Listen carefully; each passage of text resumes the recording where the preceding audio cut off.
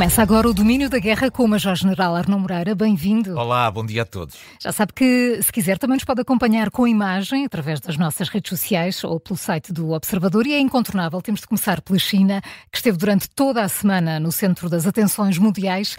Coube-lhe realizar a reunião anual da Organização de Cooperação de Xangai, onde contou com a presença de mais de 2 dezenas de chefes de Estado e de Governo e organizou uma importante parada militar, onde o presidente Xi Jinping se fez ladear de Vladimir Putin e de Kim Jong-un.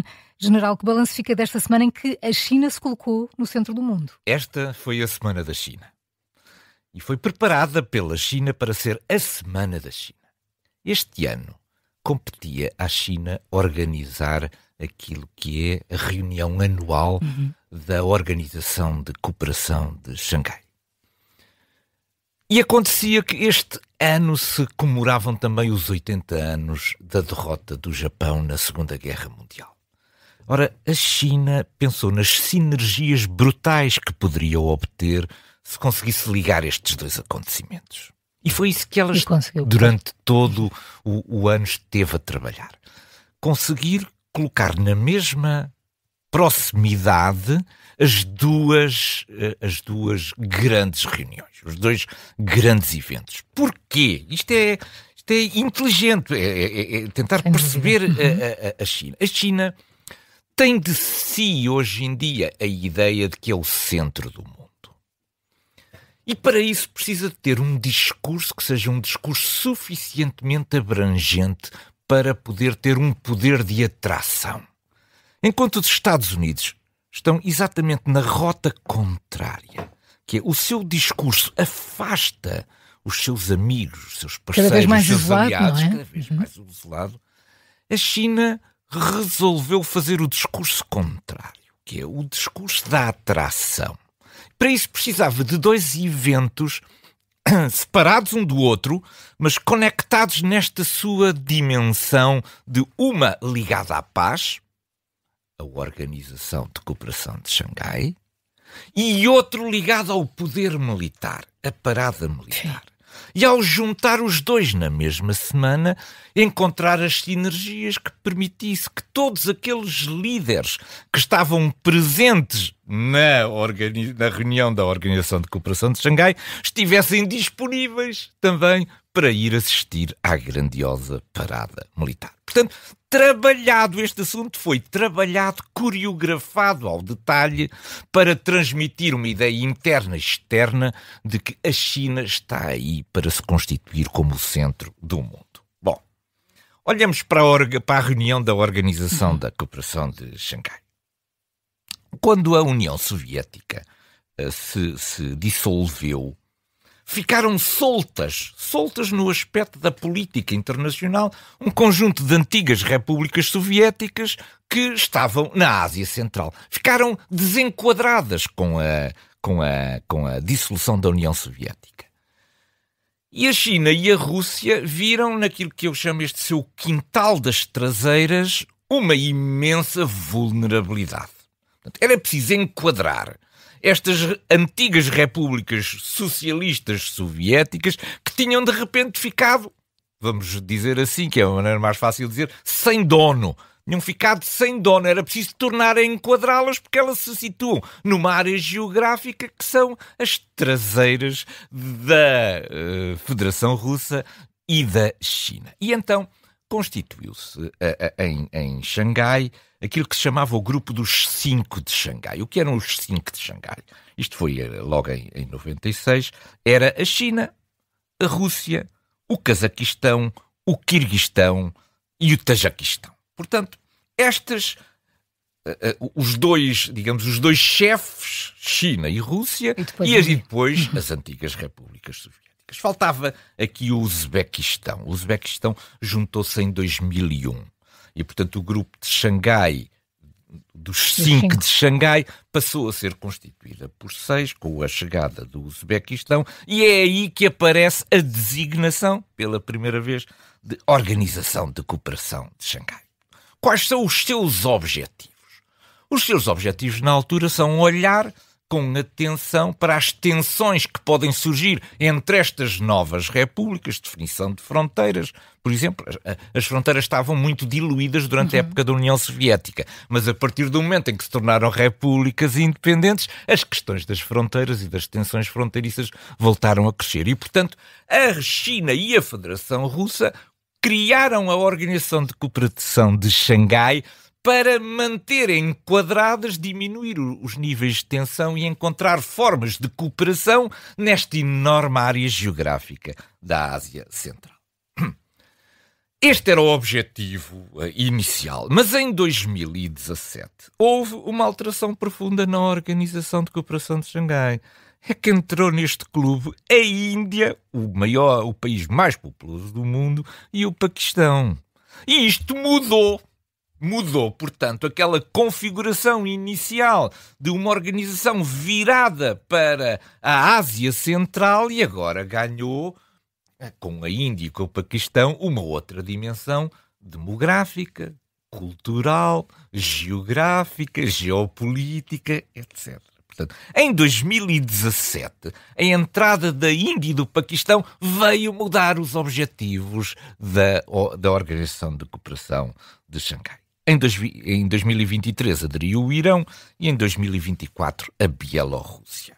E, entretanto, criaram-se aquilo que chamaram os parceiros de diálogo, cerca de 14 países como a Arábia Saudita, os Emirados Árabes Unidos, a Turquia, etc. Bom, portanto, de repente, esta organização, no espaço, digamos, passa de 10 anos, passa de 5 parceiros para uma coligação com ambições já de natureza global.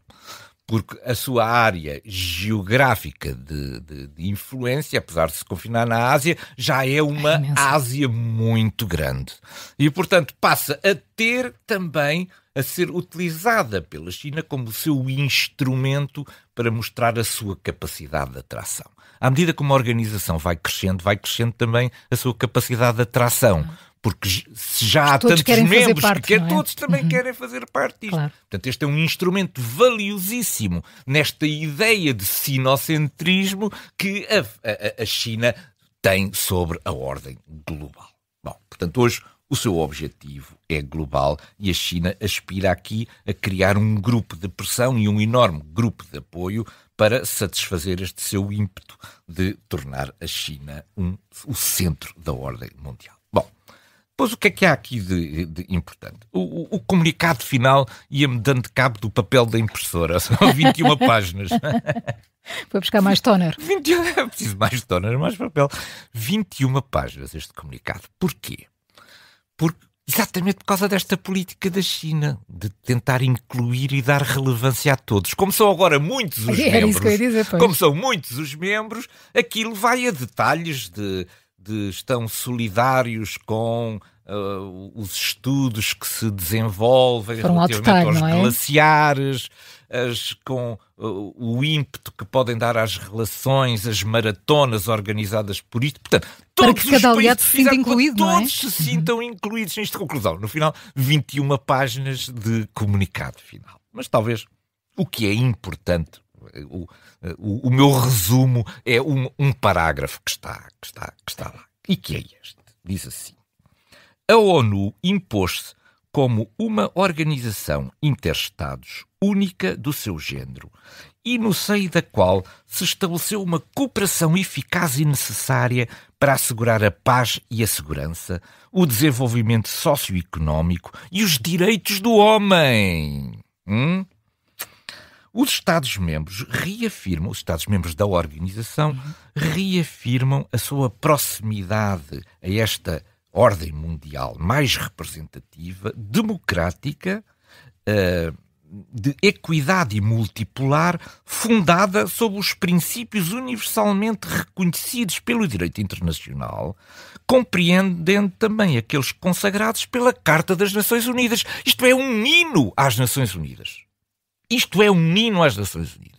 Isto é, a China sentiu que o discurso atual dos Estados Unidos de desvalorização das Nações Unidas e da Carta das Nações Unidas pode ser aproveitado. Portanto, a China coloca-se agora perante todos os parceiros deste Sul insatisfeito como alguém que procura reforçar as Nações Unidas e reconhece o seu valor intrínseco e está disposta a lutar pelos seus valores, até pelos valores do direito dos homens. Isto é uma coisa absolutamente extraordinária. Portanto, vale a pena ler. Bom, quem tiver paciência, as 21 páginas, as 21 páginas deste coisa, porque elas mostram uma outra visão da China. A China que quer atrair a si um conjunto de países insatisfeitos, sobretudo também agora aqueles países a quem os Estados Unidos têm castigado. Bom, aspectos a reter para finalizar.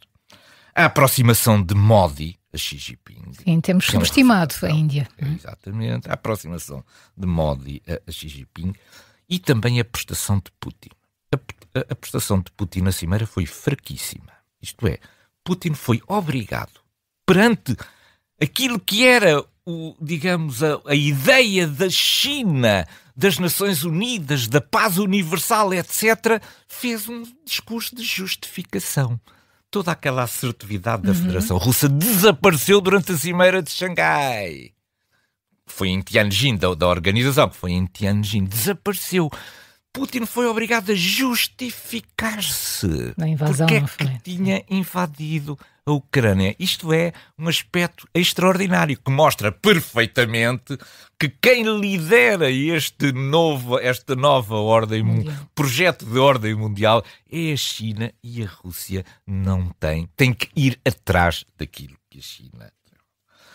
Putin teve outras vantagens com a sua presença. É que teve oportunidade e palco para se encontrar pessoalmente com muitos dos líderes que ali estavam. Entre eles Kim Jong-un, não é? Entre eles Kim Jong-un, entre eles Fico, que esteve por ali, com o presidente do Irão, etc. Portanto, também foi um palco importante para Putin. Bom, mas passemos finalmente à parada à demonstração do poderio militar, não é? A ideia a transmitir era esta. Xi Jinping e o Partido Comunista da China produziram uma revolução. Porque o Partido Comunista da China tem a ver com Xi Jinping ter aparecido vestido de Mao Tse-tung. Xi Jinping apareceu vestido de Mao Tse-tung na parada.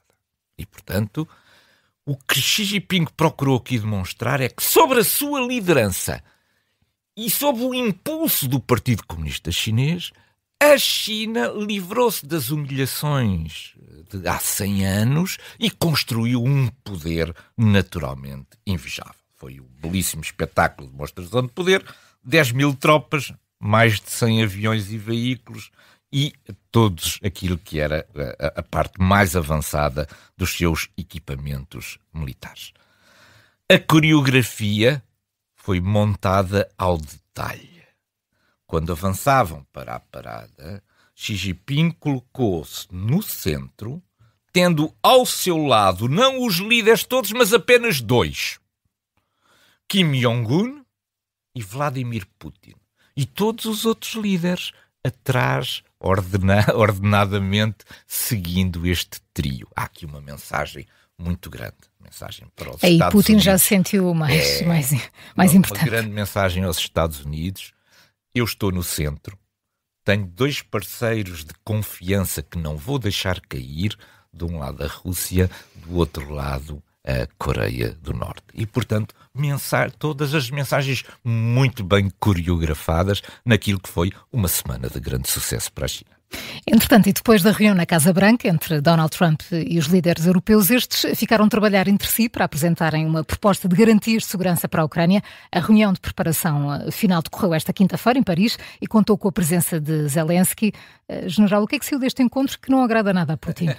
Não. Garantias de segurança. Maria Zakharova, a porta-voz do Ministério dos Negócios Estrangeiros da Federação Russa, aliás, tinha durante o dia anterior, tinha prevenido, não, escusam de fazer esta reunião porque a Federação Russa não vai autorizar a presença de tropas estrangeiras. Marco Rutte respondeu no dia seguinte: a Federação Russa não é chamada a pronunciar-se se deve haver ou não deve haver tropas europeias ou da coligação de vontades na Ucrânia. Mas, enfim, vamos à reunião. Bom, esta reunião tem o seu princípio, não nesta semana, mas naquela reunião que houve na Casa Branca, em que ficou acordado que os europeus iriam trabalhar em conjunto para garantir uma capacidade que desse garantias de segurança à Ucrânia. Portanto, os europeus estiveram durante estas 2 semanas a trabalhar essencialmente naquilo que foi a missão que receberam da Casa Branca na reunião com Donald Trump. Foi. O que é que os europeus podem fazer? E esta foi a reunião final, portanto, esta reunião de 4 de setembro, foi a reunião final de acerto e de concordância entre os vários países que participam nesta coligação de vontades, daquilo que são as garantias que estão disponíveis para serem oferecidas por esta coligação. Bom, então, o resultado foi anunciado numa conferência conjunta por Macron e por Volodymyr Zelensky, logo a seguir a uma chamada em videoconferência com Donald Trump, onde lhe foram expostos, digamos, as conclusões a que chegou esta cimeira da coligação de vontades. E então, o que é que temos? Basicamente, o que foi transmitido foi que 26 países da coligação de vontades, portanto um número bastante significativo, se mostraram disponíveis para, em diferentes formatos, garantir condições de segurança à Ucrânia. Porquê diferentes formatos? Porque nem todos os países estão disponíveis, já o sabíamos desde há algum tempo, em enviar tropas diretamente para o terreno. Por exemplo, sabemos que a Alemanha não estava disponível para o fazer, a Itália também tinha muitas reservas para o fazer e, portanto, foi preciso encontrar nesta coligação de vontades uma fórmula bastante flexível em que os 26 participam, mas participam de forma diferente. Enquanto alguns participam com tropas no terreno, outros estão disponíveis para apoiar a capacidade aérea nos céus da Ucrânia. E outros para apoiar aquilo que são as capacidades navais da Ucrânia no Mar Negro. Cada um dá o que pode. Cada um dá o que pode. E alguns, não o podendo fazer ou não tendo capacidade de o poder fazer, vão encontrar soluções, ou soluções de treino, ou vão vão permitir que as suas bases nos seus territórios sejam utilizadas pela coligação de vontades para que não falte proteção à Ucrânia. O que é que falta agora aqui? Esta é o trabalho de casa feito pelos europeus. Agora é preciso juntar a este trabalho de casa os Estados Unidos.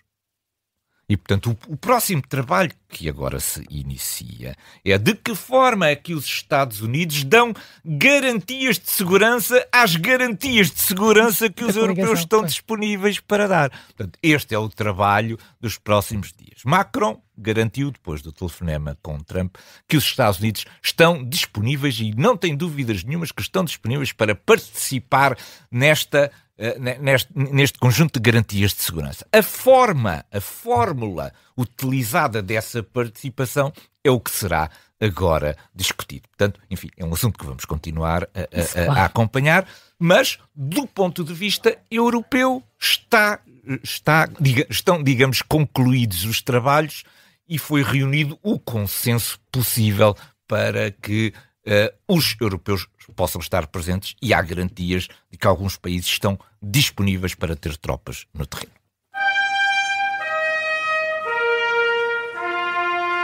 Durante o discurso na Praça Tiananmen, na quarta-feira, o presidente Xi Jinping afirmou que hoje a humanidade enfrenta novamente a escolha entre paz ou guerra, diálogo ou confronto. General, isto foi uma frase de circunstância ou aqui uma imensa cortina de fumo? Bom, eram 50 mil pessoas e 10 mil soldados que estavam em Tiananmen para ouvir o discurso de Xi, que naturalmente era o discurso mais aguardado no final de toda esta semana em que a China ocupou o grande palco mundial. Bom, basicamente o que é que Xi disse?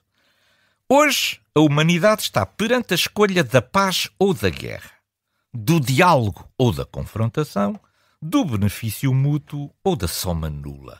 E também não se esqueceu de acrescentar, e o povo chinês está do lado certo da história. Bom, bem, pronto. Bom, tudo isto é falso.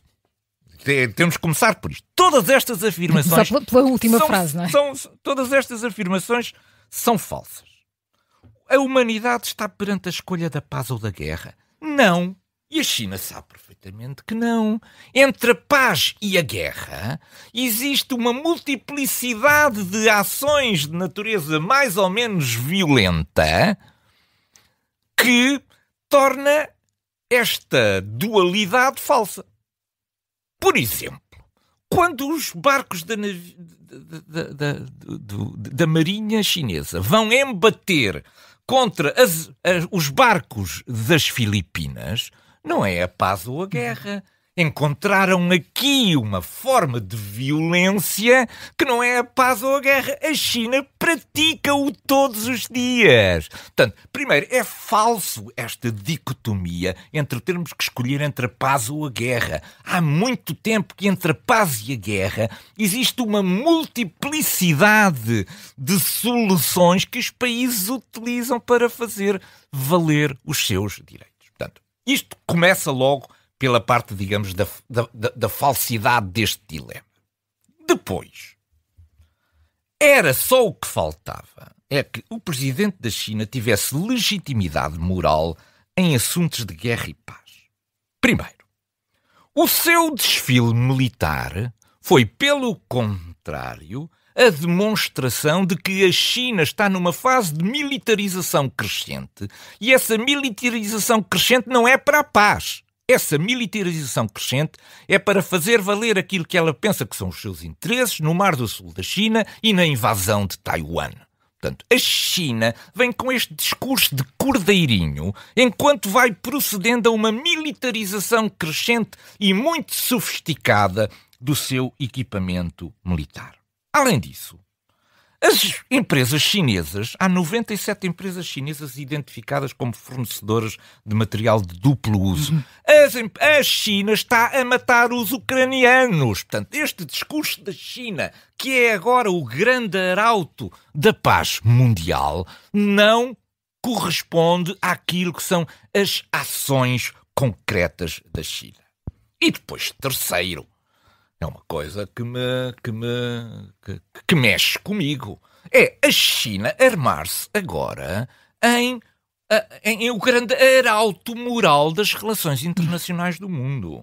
O presidente Xi apareceu vestido de Mao Tse-tung, que é um líder responsável pela morte de dezenas de milhões de chineses. Dezenas de milhões de chineses que morreram de fome, de perseguições, de trabalhos forçados, de execuções, todas de natureza ideológica, porque nada disto correspondia à ideia daquilo que era o Partido Comunista Chinês e a necessidade de fazer triunfar uma determinada ideologia. Portanto, vestido de Mao Tse-tung era a última coisa que Xi deveria ter feito quando veio para esta parada armar-se no grande defensor dos valores morais da humanidade.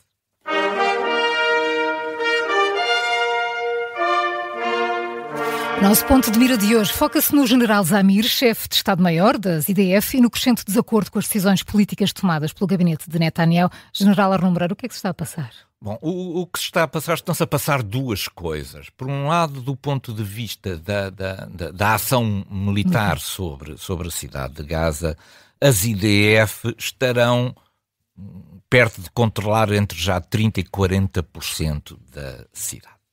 Mas enquanto, do ponto de vista operacional, esta manobra se vai fazendo, vão crescendo, tornando-se cada vez mais públicas e notórias as diferenças de visualização do estado final da guerra entre aquilo que é o chefe de Estado-Maior das IDF, o general Zamir, e aquilo que é o governo de Netanyahu.